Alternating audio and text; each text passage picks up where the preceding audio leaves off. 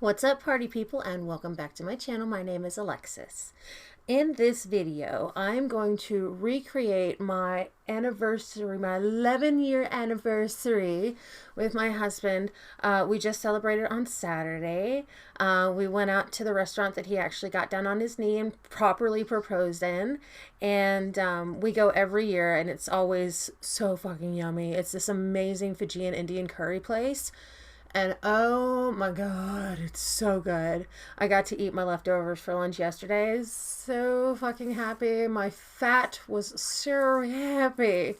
But anyway, yeah, I did a look for the video, for the dinner, but I didn't actually film because I didn't have time, because it takes me ages to actually film a fucking video. So yeah, I'm gonna go ahead and do my makeup like I did it on the night, and I hope you guys like it, so keep watching. So the palette that I used was the Stone Cold Fox palette from ColourPop. If you haven't seen it, I'm sure you have if you've watched my channel for any amount of time, but this is what the palette looks like, and it's absolutely stunning. It really truly is. This is beautiful, cool toned palette, and I just love it.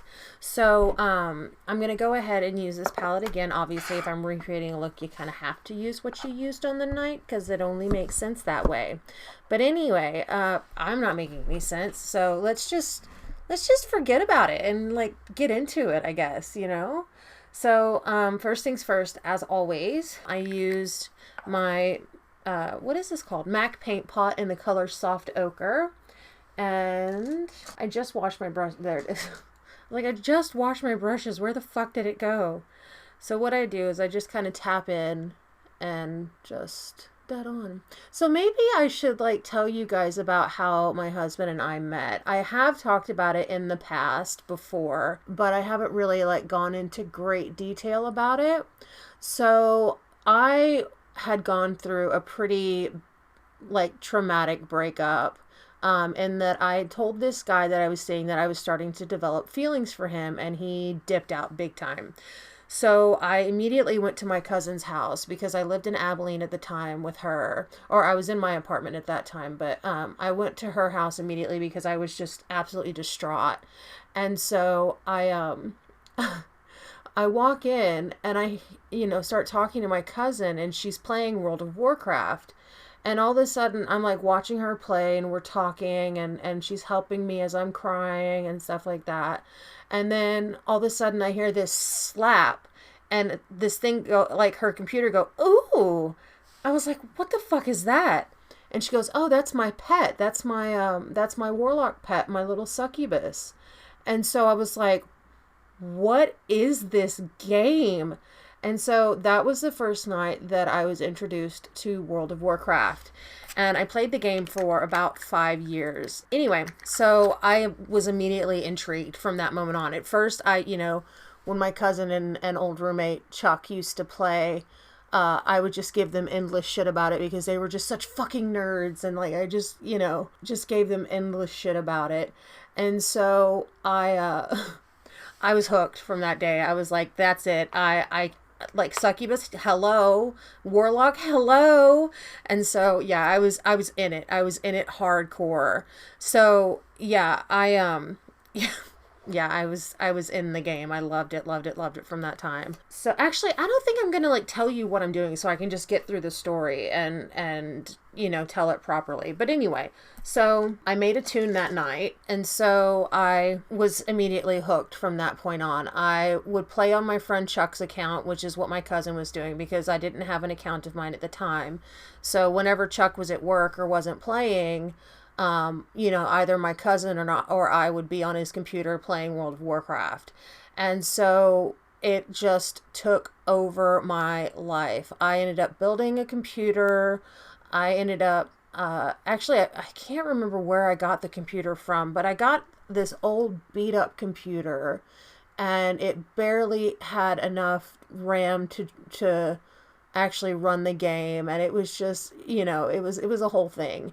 And we would set him up, and we would just sit there and play, and we'd be like yelling to each other from across the house. And eventually we got voice chat and all that. But anyway, so I started playing a warlock. I was immediately hooked. I could not I couldn't put the game down. And I ended up going out to the wetlands and trying to do some quests out there.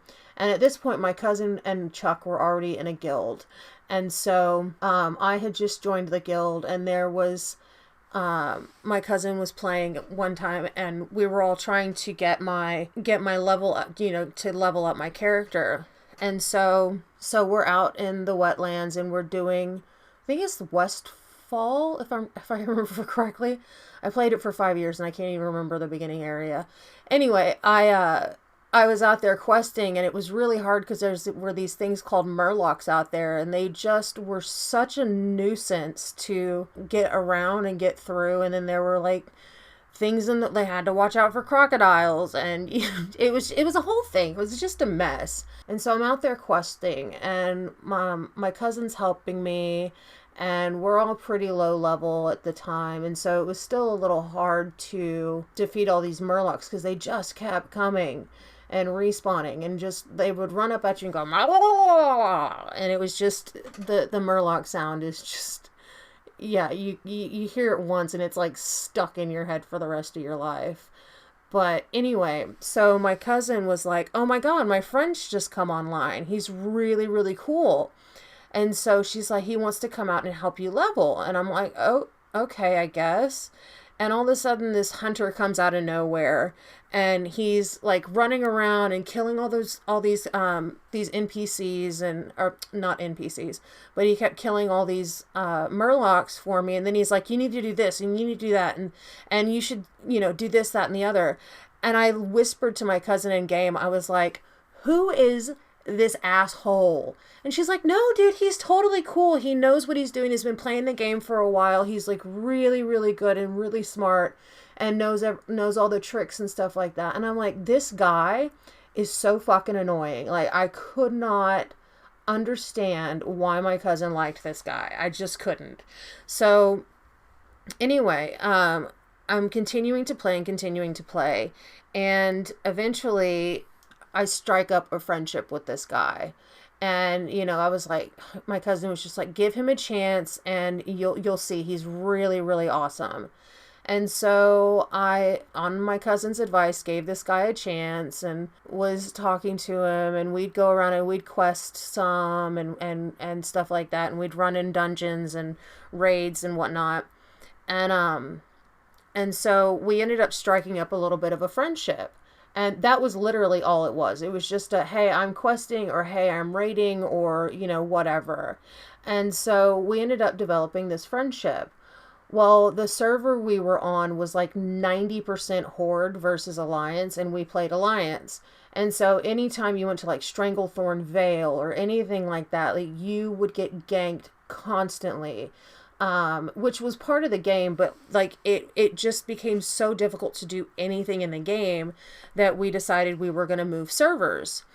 And so we did. Well, my husband and his family hadn't decided to move yet. And so we, my cousin Chuck and I, and like a lot of people from our guild ended up moving servers. And so I kind of lost touch with them because they didn't move when we did.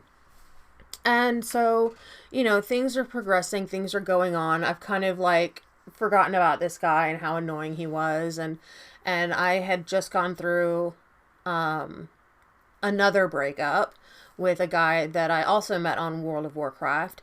And it was pretty nasty. Like, it really was devastating to me. I was like in hardcore like feelings for this other guy, and ended up breaking up with this guy. And so then I was out questing in Nagrand, and this was like the top tier high level area at the time. And I'm out questing, and all of a sudden I see this drake fly over, and I'm like, whoa, that's pretty. And I was still working on getting to that area, to the Shadowlands, so that I could actually get the drake mount. But I see this drake fly over, and I'm just like lusting over this drake. And I didn't even notice the name of the tune. And all of a sudden I see, this whisper, and it's like, hey, how are you? And I recognize the name, obviously. And so I was like, oh my God. I was like, what are you doing? Like, how are you? Where have you been? Have you finally, you guys finally moved servers? That's awesome. And so we just struck up this conversation and, this friendship again. And it was really funny because he had just broken up with his fiance and I had just broken up with a guy that I was really like hardcore head over heels for. And so we literally were like each other's shoulders to cry on. And so we just, we would talk about our feelings and, how devastated we both were with the ends of our relationships and stuff like that. And so we just struck up this kinship and this like kinship through pain kind of thing. And we started questing more together. We started like joining the same guilds and doing the same raids and ended up in this one guild that he was the hunter leader and I was the warlock leader of the guild, which meant that like I looked after all the warlocks and made sure they had all their training done and had like gear and potions and stuff like that. So we talked for about probably a year to 2 years at this point. We were still playing with each other. And so our relationship just kind of blossomed from that point. And so we started, catching feelings for each other. And it was really funny because, neither one of us was looking for anything, as far as relationships go or anything like that. And so we ended up really just bonding with each other, and we would talk every single day. We'd go into private rooms and we would chat with each other and through voice. It's called Ventrilo. It's this old program that I don't even know if Ventrilo's around anymore. I'm sure it is, but we would talk on Ventrilo. And like we were inseparable. Like if I was online, he was online, and vice versa. And so, if one of us was questing somewhere, it was almost guaranteed that the other person would be there. And so we built up this really loving and caring and very, very nice friendship. And we would just talk about whatever we wanted, and we would just do our own things with each other. And it was really, really lovely. And then all of a sudden, we both realized that we were starting to fall for each other. And this was very scary because obviously my husband being Australian and me being from Texas, it was definitely the longest distance relationship you could ever fucking have. And so we started realizing that we were having feelings for each other, and we weren't quite sure like how it was going to work. And so at this point, like we were in a long distance relationship with each other, and we were talking every day. We'd Yahoo Messenger each other every single day. I would stay up all crazy kinds of hours because I was playing anyway. And I had actually injured myself, and so I was online constantly. I fell down the stairs in my old house, and I actually broke my tailbone. And so I was off work for like 3 months because I couldn't sit. But I had like this little rubber ball that I would sit on, and I would play World of Warcraft, and I would play all kinds of crazy hours and stuff like that. And so eventually we were like, this is something significant. This is something very real. And at that point, my husband decided that he would come over and visit me and see if what we were feeling was actually real or if it was just like an online crush kind of thing. And so this is after a year, or about 6 months, 6 to 8 months of us being in an online long distance relationship. And so, oh my God, my foundation is so cold. So I couldn't afford to come over and see him, but he could afford to come and see me. And so, he bought a plane ticket and he was with me for 3 weeks. And in this 3 weeks, we both realized that this was real. Like we really were like in love with each other. And he's, was the first guy that I actually truly felt like I was in love with. Like it wasn't just catching feelings for somebody. So he ends up, getting a plane ticket and coming over, and he almost didn't because he was so scared to do it. But my in-laws kind of said, how are you going to know if this is real if you don't, bite the bullet and just give it a shot? What's the worst that's going to happen? You get to go to an amazing, holiday, and you can, meet somebody that you really, really care about. And so my husband obviously had some reservations, and so did I. Like, I'm not going to lie. It was an online thing. Like, how real can that be? So, he comes over and he spends 3 weeks with me. And in that 3 weeks, we fall hard in love with each other. And we start talking about, who's going to move where, and, are we really going to continue with this? Do we want to continue long distance, or do we want to take the plunge and stuff like that? And at that point, my husband told me that he wanted to spend the rest of his life with me. And I felt the same way. And so we kind of started making plans to make that happen. That was in September of 2008. And by April of 2009, I was here. And so I decided that I would come over. I didn't really have any huge attachments to being in the US. I was, pretty independent at the time. And so I was like, I'll move. There's no reason for you to move. I'll move. And it would be easier for me to move because I could get a work and holiday visa, and I could come over and stay for the 9 months. We could see if this thing would actually work, if we could actually stand each other, outside of this, oh my God, I'm so in love with you. So we ended up moving into his grandfather's house because his grandmother had just passed away from cancer, and his grandfather was like, you can stay with me rent free, and you can keep me company, and you guys can try this out. And so we moved in with his grandfather. And it was really funny because at the time his grandfather had gone away on holiday. He used to go in his camper van all the time and just drive around Australia and go to these really amazing places. And so we were living there, and we got 3 weeks just to ourselves. And we went to all the tourist destinations, and went to, would go out to eat all the time, and he would show me around and take me to his favorite haunts and stuff like that. And we just really got the time to just be with each other. And it was really, really wonderful. And those 3 weeks, were instrumental in us staying together. There were hiccups. There still are sometimes between us. It happens in relationships. They're not always rainbows and sunshines. But anyway, so I ended up moving here in April of 2009. And no. That's right. Yeah, 2009. And so, Jesus.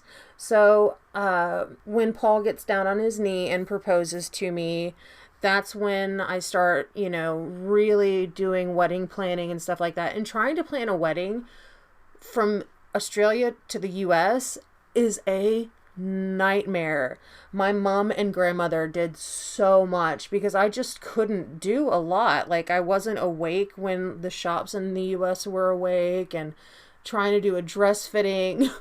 An international dress fitting was so oh my God, it was a nightmare. So anyway, I didn't get to do a dress fitting until I went back for the wedding, which was really scary because I was like, what if I've put on weight? What if I gave the wrong measurements? There's not a lot of time to fix this shit. So anyway, I'm here for 9 months, which is how long my visa was for a year. And we planned, and I had gone back. We had planned the wedding and sorted everything out in 9 months. And we were married on the 13th of March in 2010. And we were married in the same synagogue, in the same temple that my parents were married in, which was really like, I super duper wanted that to happen. It was very important for me to have that sentimentality, I guess you could say. And so, yeah, basically that's the story of me and my husband getting married and falling in love with each other. And you know, we've had our good times and we've had our bad times, but that's the way relationships are. And being in this relationship has really made me grow up a lot. I thought I had my shit together when I moved here, and I was like, I'm an independent woman and I know all the good things and the bad things, and I know life. Like, I've lived a really hellacious life, and you know, I know all the things. And man, I tell you what, moving in with somebody that you don't know very well, moving to a different country, trying to plan an overseas wedding is just, that puts so much pressure on you. And when I tell you that getting married, moving in with somebody, becoming a housewife is will make you grow up so quickly. Like, I'm not even joking. I thought I had my shit together. I thought I was grown. Like, you couldn't tell me nothing. Nothing. I had my shit together. And mate, no I didn't. Like, no fucking didn't. And so yeah, we've had our, like I said, our good times and our bad times, and the good times far outweigh the bad times by like 1.5%. And I am so happy that, one, he was brave enough to come over and meet me and see if this thing was real. And B, me having the balls enough to actually like move myself and not let this opportunity get away from me, because it would have been very, very easy to just say it's too much. Neither one of us has to put ourselves through this. Long distance relationship is nice, but it's not realistic. But both of us we fell so hard for each other, and neither one of us has ever regretted our decision. I mean, even when we have a fight, the I love yous come out, and it's like, I love you. I don't want to be anywhere else but with you. And so there have been ups and downs and sadness and tears and anger and frustrations and fights and, like any relationship. And I would say that my husband and I have a very healthy relationship. At sometimes it can be because of me. I have anger issues and I have psychological issues I suffer from. I suffer from depression and anxiety, which I've talked about before. The anxiety has really reared its head since I hurt myself. My husband has always been such a huge support and such a great person to have in my corner. He reminds me all the time that I am worth it, that while I'm not perfect, I'm perfect for him. And I feel the same way, the same exact way. Like, I can't imagine what my life would be like without my husband. I just, like, the thought of it gives me so much anxiety, because I adore my husband. He's the most important thing in my life. And, to think that this annoying kid was gonna end up being my husband, and 12, 13 years later we're living together. We've got 2 amazing cats, we have a beautiful house, we have a beautiful life, we have a truly, truly beautiful life. And to think that if one of us had made any decision differently, we wouldn't have ended up with each other, just boggles both of us. Like, we talk about it all the time. Like, if my husband had actually been able to get into the military and become a pilot like he wanted, or if I had never taken the job at Blue Cross Blue Shield, or if neither one of us had ever had the horrible breakups, like, you know, we wouldn't have each other. And it's just, it's so weird. It's so weird to think that just those little things, those little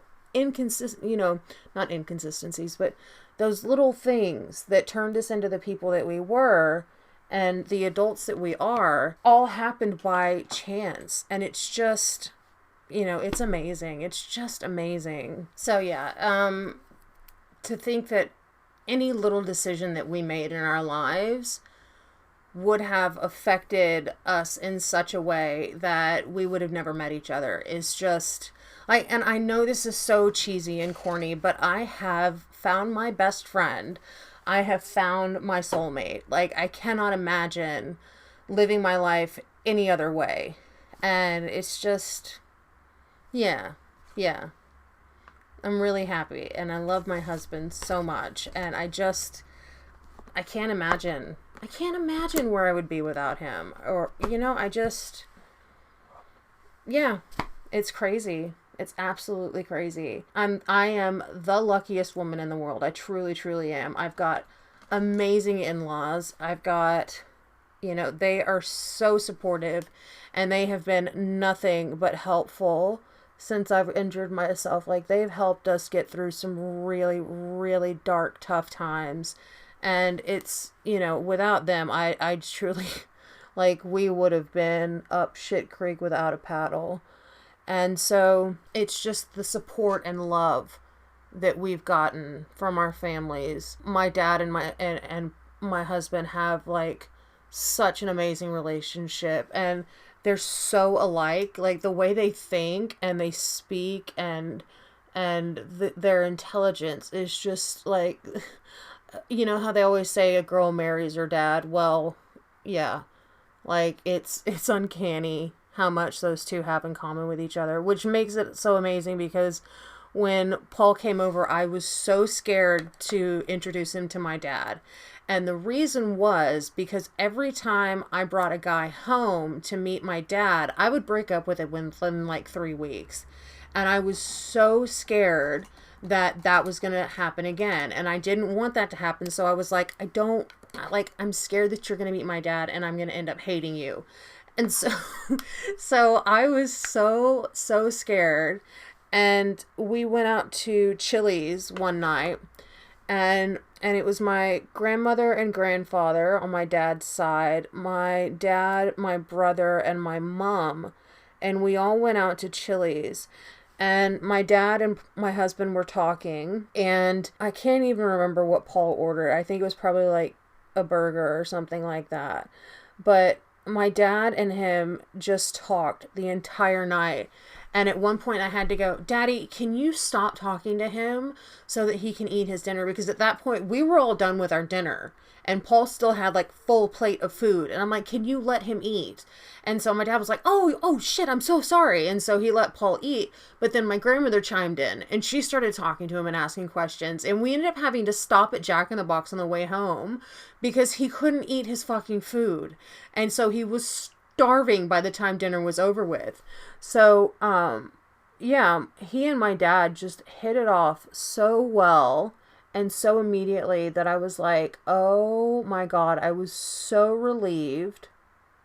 I was so fucking relieved when I realized that I could keep him. He was mine. I could keep him forever and ever. And, you know, it was, yeah, yeah, I'm super happy that we both decided to take the plunge and do the damn thing. So, sorry, I finished my eyes off camera and eyebrows, and because it's the same. You see me do it in every single video. It doesn't ever fucking change. So, you know, because I'm a creature of habit, and that's just how I am. So I used Spacey from the Moon Prism palette, which is this color here. And did I use Space? No, not Spacey. That's Stargaze. Did I use Spacey?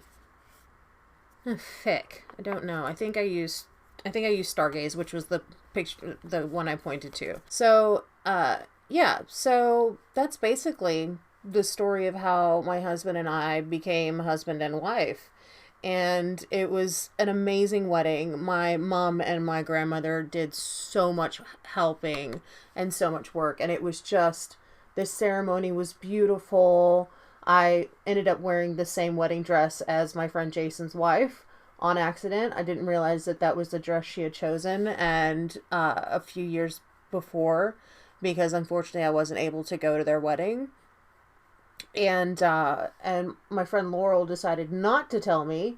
And so she was like, I didn't want to ruin your day. You seemed like so happy about your dress and how much you loved it. And, you know, I didn't want to take that away from you. So I was like, well, I mean, I guess I understand. Thanks, you know. And so, yeah, our wedding was amazing. We had so many friends and family there. And Paul's parents came over from here and, you know, got to meet my family for the first time and got to tour around Houston and went to NASA and got to go to the rodeo with me and Paul. And, you know, Paul and I ended up spending 3 weeks by ourselves there, and we just had the best time. I took Paul around to different places. We got to see family and friends and hang out with everybody and just really like kind of chill and just enjoy our you know, our new bliss that was marriage. And, you know, we moved back when we came, well, we didn't move back here, but when we came back here,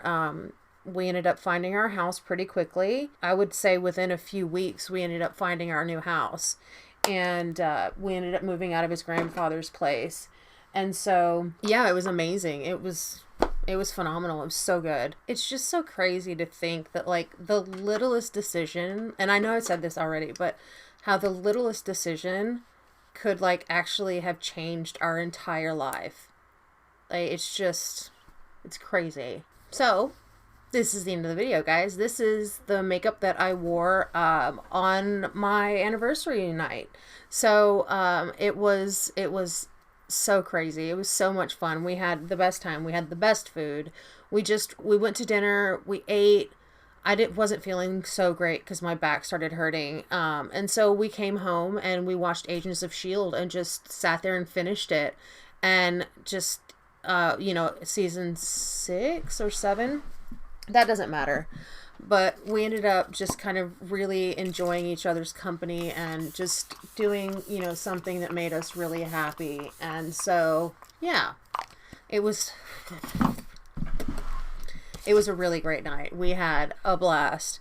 And yeah, we just kind of sat around and just hung out with each other and just, you know, enjoyed each other's company. And it was really, really wonderful. I mean, it wasn't anything extravagant. It wasn't this huge, big deal. It was just really chill. Very, very Paul and I, and very much, you know, kind of how we are. We're just kind of chill. And yeah, it was wonderful. We had a really, really great night. Anyway, that's the end of the video. That's how I met my husband. And oh God, it's like how I met your father, how I met my husband. So if you guys like this video, please give it a thumbs up. Don't forget to subscribe. Hit that notification bell so you know every time I upload a new video, and I'll see you soon. Bye, guys.